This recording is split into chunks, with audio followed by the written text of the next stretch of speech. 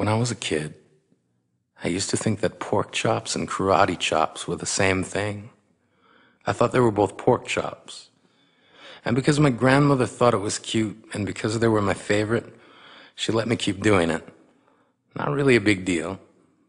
One day, before I realized fat kids are not designed to climb trees, I fell out of a tree and bruised the right side of my body. I didn't want to tell my grandmother about it because I was scared I'd get in trouble for playing somewhere I shouldn't have been. A few days later, the gym teacher noticed the bruise and I got sent to the principal's office. From there, I was sent to another small room with a really nice lady who asked me all kinds of questions about my life at home. I saw no reason to lie. As far as I was concerned, life was pretty good. I told her whenever I'm sad, my grandmother gives me karate chops. This led to a full-scale investigation, and I was removed from the house for 3 days until they finally decided to ask how I got the bruises. News of this silly little story quickly spread through the school, and I earned my first nickname, Pork Chop. To this day, I hate pork chops. I'm not the only kid who grew up this way, surrounded by people who used to say that rhyme about sticks and stones. As if broken bones hurt more than the names we got called, and we got called them all.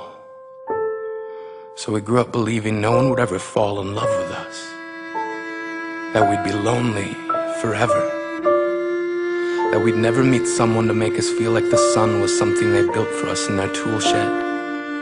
So broken heartstrings bled the blues as we tried to empty ourselves so we would feel nothing. Don't tell me that hurts less than a broken bone, that an ingrown life is something surgeons can cut away, that there's no way for it to metastasize. It does. She was 8 years old, our first day of grade 3, when she got called ugly. We both got moved to the back of class so we would stop getting bombarded by spitballs. But the school halls were a battleground where we found ourselves outnumbered day after wretched day. We used to stay inside for recess because outside was worse.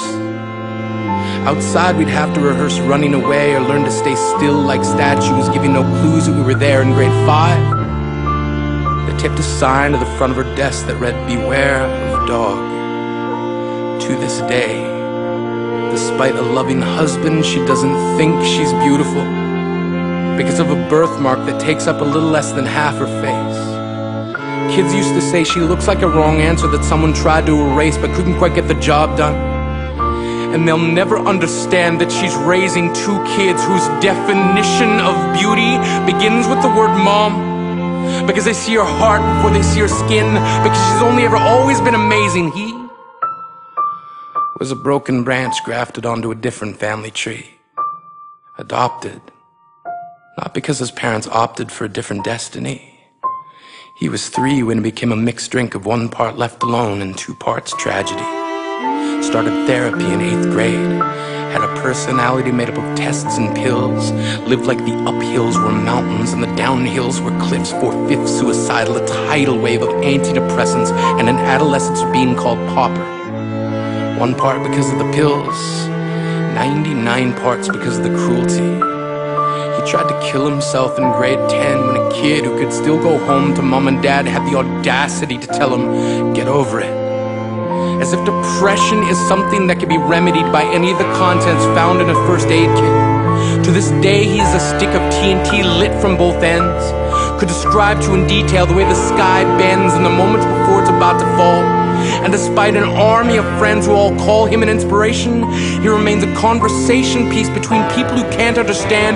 Sometimes being drug-free has less to do with addiction and more to do with sanity. We weren't the only kids who grew up this way. To this day, kids are still being called names. The classics were, "Hey stupid," "Hey spaz." Seems like every school has an arsenal of names getting updated every year. And if a kid breaks in a school and no one around chooses to hear, do they make a sound? Or they're just background noise from a soundtrack stuck on repeat when people say things like kids can be cruel?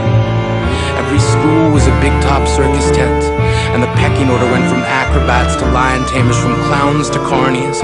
All of these miles ahead of who we were freaks. Lobster claw boys and bearded ladies, oddities juggling depression and loneliness, playing solitaire, spin the bottle, trying to kiss the wounded parts of ourselves and heal. But at night, while the others slept, we kept walking the tightrope. It was practice, and yes, some of us fell. But I want to tell them that all of this is just debris left over when we finally decide to smash all the things we thought we used to be.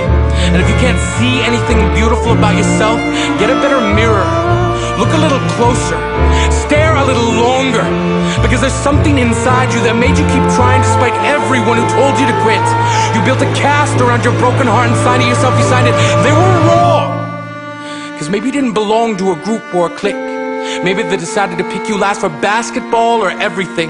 Maybe you used to bring bruises and broken teeth to show and tell but never told. Because how can you hold your ground if everyone around you wants to bury you beneath it? You have to believe that they were wrong.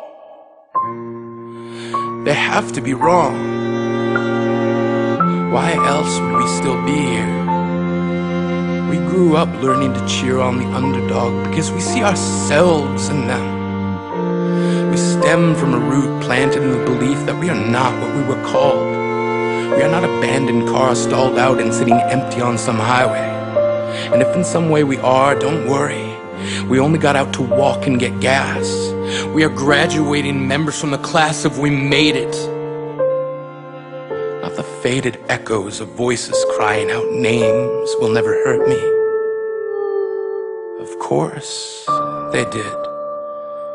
But our lives will only ever always continue to be a balancing act that has less to do with pain and more to do with beauty.